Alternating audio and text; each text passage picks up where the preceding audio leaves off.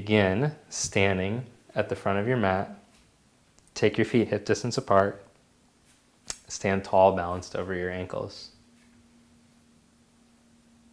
Then stretch your arms up and overhead. Exhale, fold forward. Let's do a lunge sequence. Inhale, stretch the chest, lengthen your spine. Step your left leg back into a lunge. Lower your knee down, point the toes back. Bring your hands to your right knee and start to upright yourself. So let's at first move deep into the lunge to open through the front of the hip. Then bring your hips more upright over your knee. Pull your right thigh bone back in, raise your arms and stretch the arms up. Press down through the left shin, grow tall through the sides of the waist. Then bring your hands down. Bring your right hand to your knee, press your chest open. Then bring your hand down, curl the back toes, lift the back knee up, and stretch your back leg. Step the back foot an inch closer, and then straighten the right leg as best you can.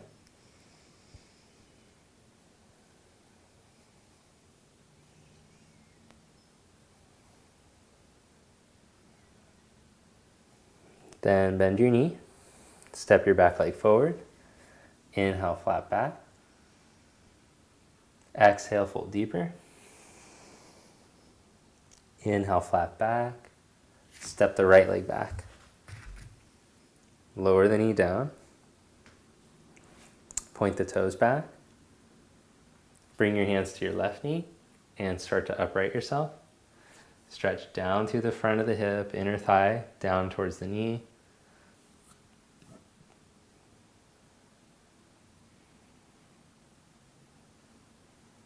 Then bring the hips back over top of the right knee. Pull your left thigh bone in, navel in, raise your arms up.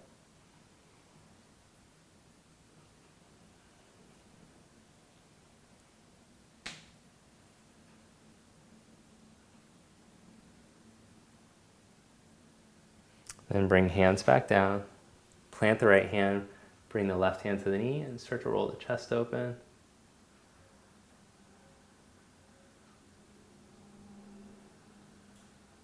Good, bring your left hand down, curl back toes, lift back knee up, stretch the back leg. Then step the back foot an inch closer and stretch the left leg as straight as you can. Stretch from the inner foot down, pull the left hip back.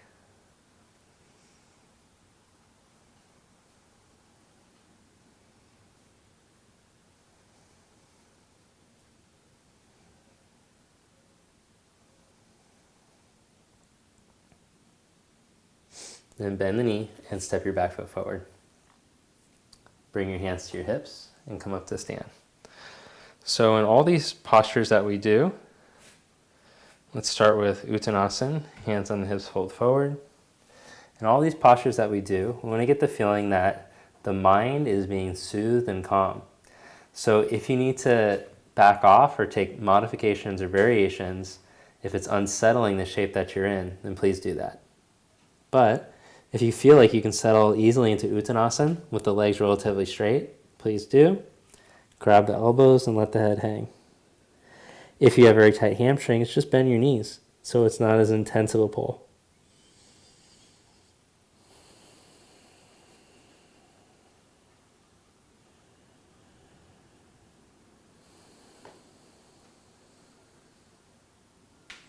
Then change the clasp of the elbows.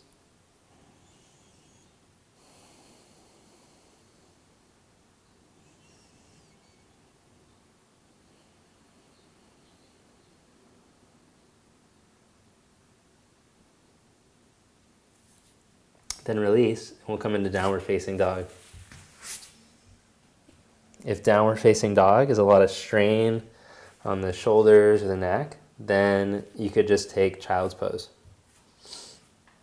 Otherwise, downward dog.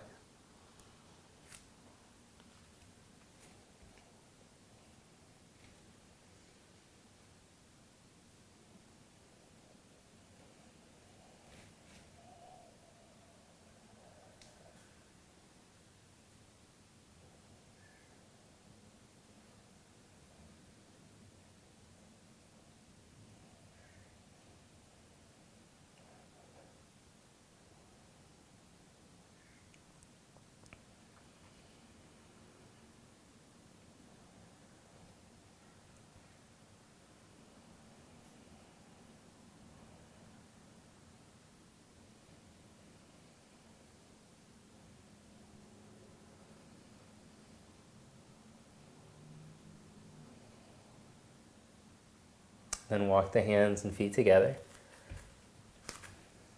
Come up to stand. And we're going to take Prasarita Padottanasana with head support. So I'll use a block. Step your feet wide apart. Put your hands down. Make a flat back with the hands down. And then fold forward all the way.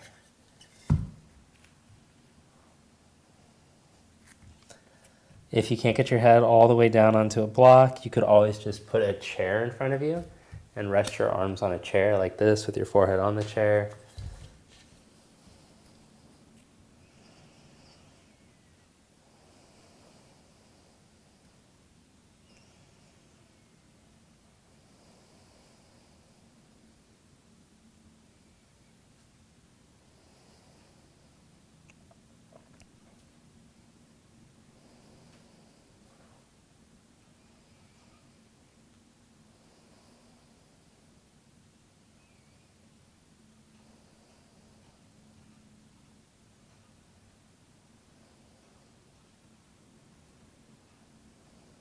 Then inhale, flat back, hands onto your hips, come up to stand.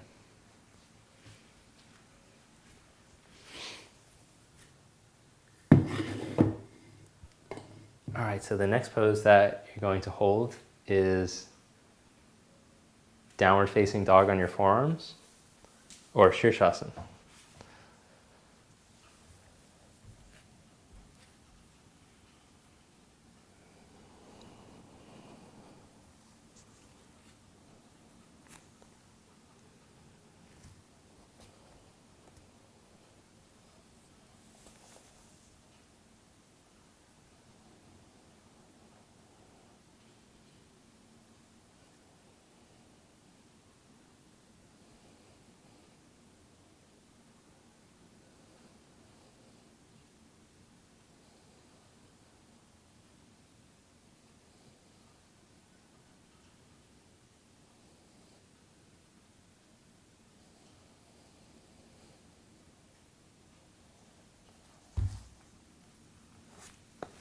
And then child's pose.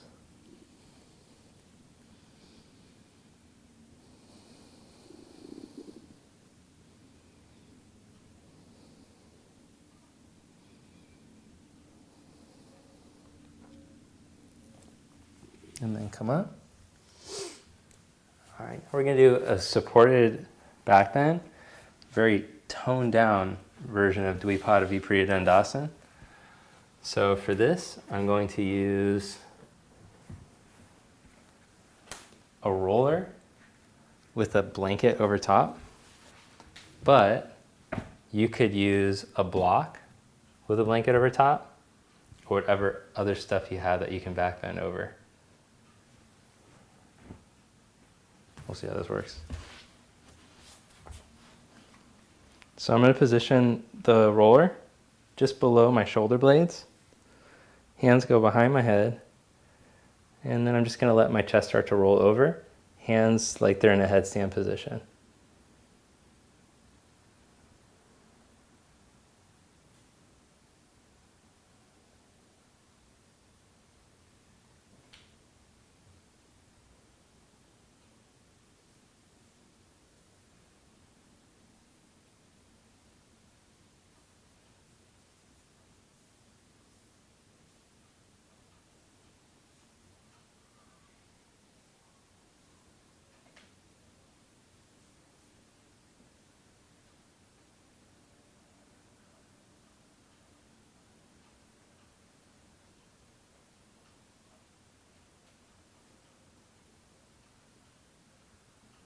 And bring your chin back in towards your chest.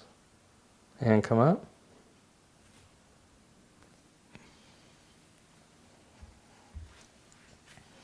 Sit up tall for a moment.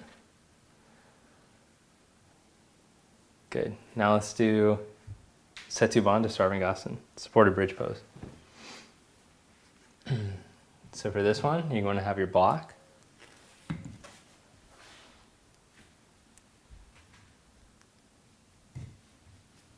You'll bend your knees, lift your hips up, and slide the block underneath your sacrum.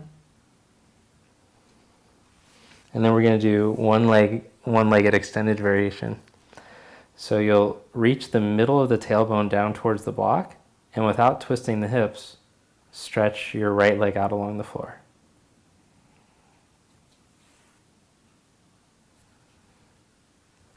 So you'll feel the deep pull across the inner front hip.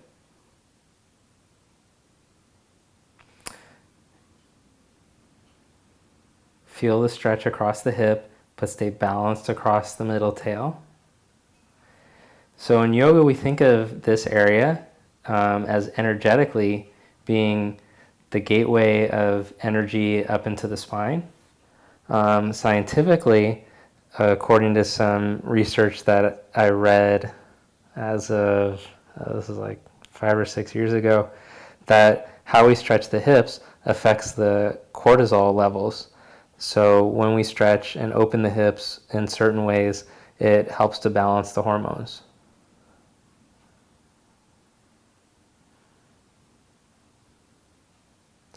Then rebend the knee and stretch the left leg out.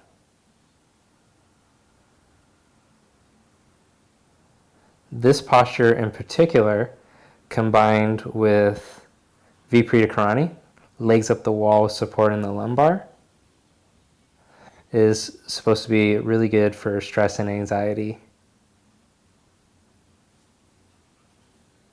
And also good for depression.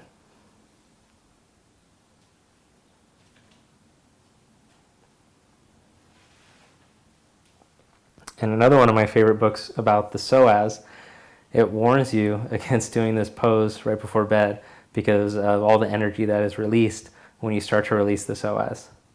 So looks like we've been able to find more recently scientifically what the yogis were experiencing as they practice. We're trying to give explanations, energetic explanations to what was happening in the body.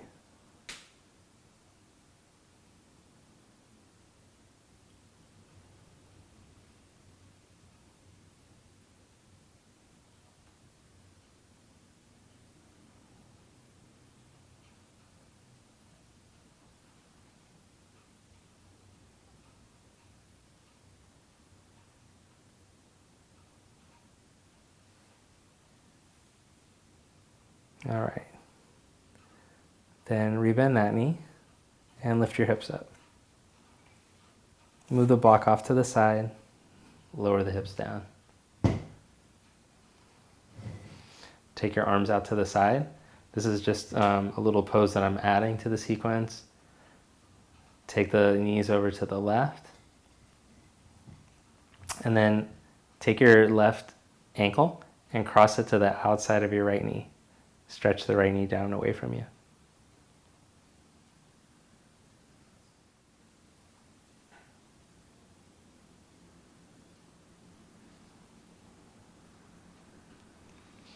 Then uncross the legs, back to center, feet the width of the mat. Let the knees fall over to the right. And if you need to intensify the stretch, cross the right ankle just on the outside of the left knee. Stretch the knee down and away from you.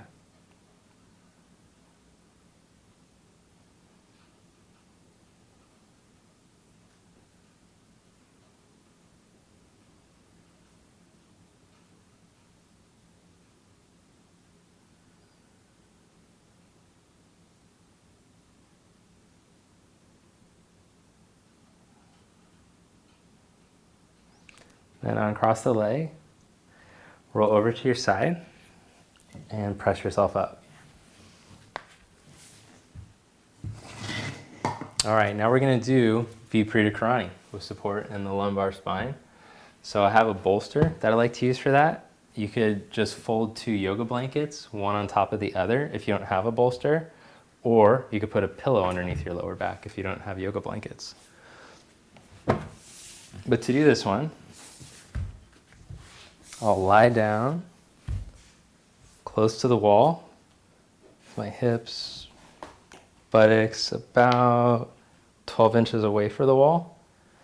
And I'm just giving that space because I know that most people have tight hamstrings If your hamstrings are very open, then you could go closer to the wall. You don't have to give yourself this much space. But you want it so that your legs can straighten and release evenly. So if you very tighten your back body, you'll scoot even further away from the wall. And take the arms into a cactus shape or arms at your side. Let your chest open as your legs stretch. This isn't supposed to feel like a big intense stretch. You're just supposed to be able to relax and release and allow the shift in circulation and allow the tension in the feet to release now that they're being elevated up above the heart.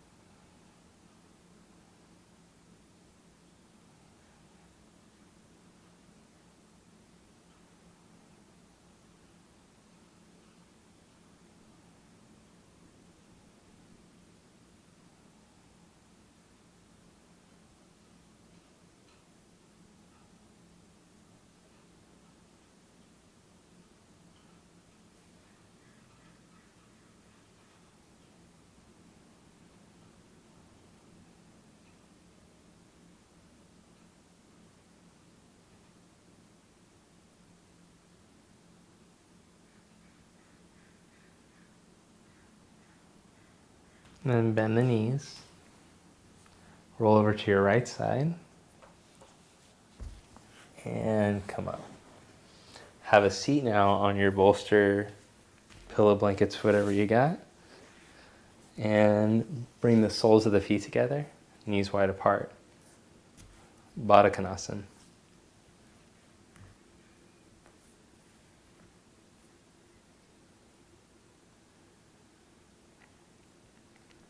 So this shape in particular, I believe, is the one that in the study that I was referring to earlier about the stretch across the hips and the inner thighs. This was the posture in particular, as well as Supta Sukhasana.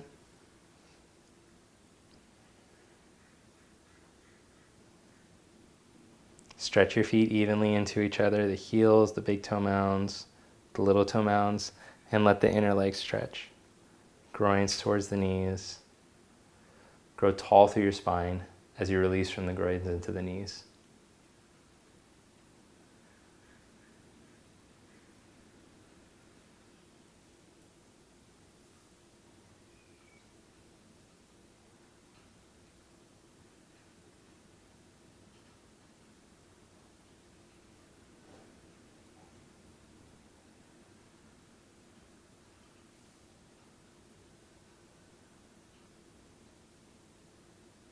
Then bring your knees back up and stretch your legs wide apart.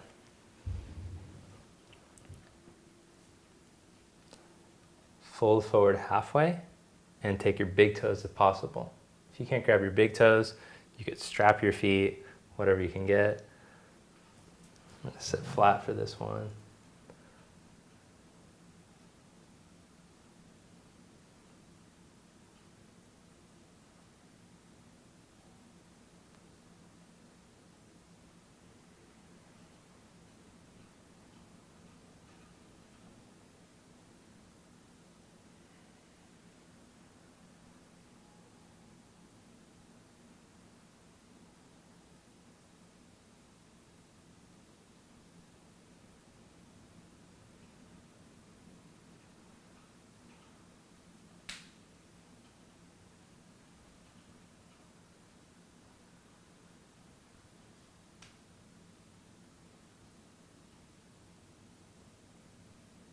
And then come back up.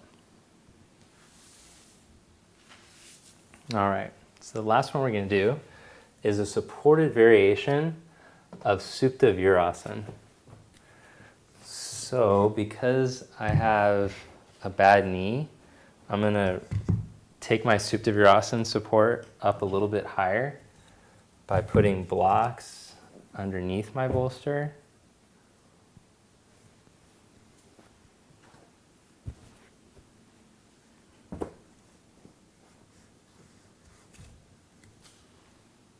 We'll see how this goes.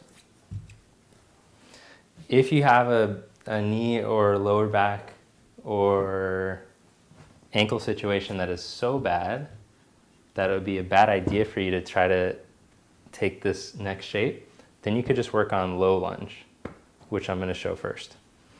Low lunge is where you have a foot forward, a knee down, and you work on stretching and opening your hip this way. Okay.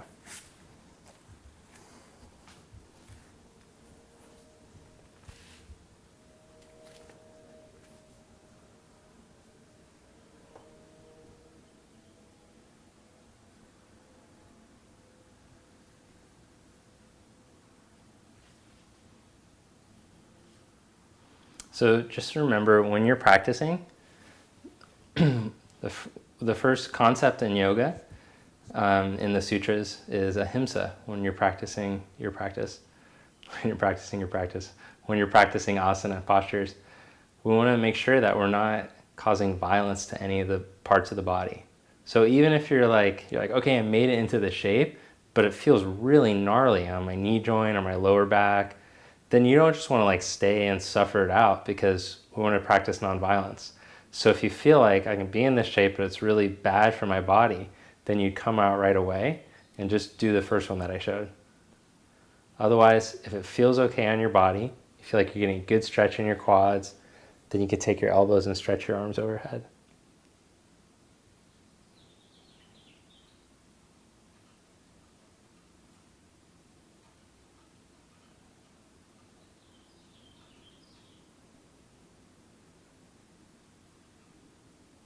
And then change the clasp of the elbows.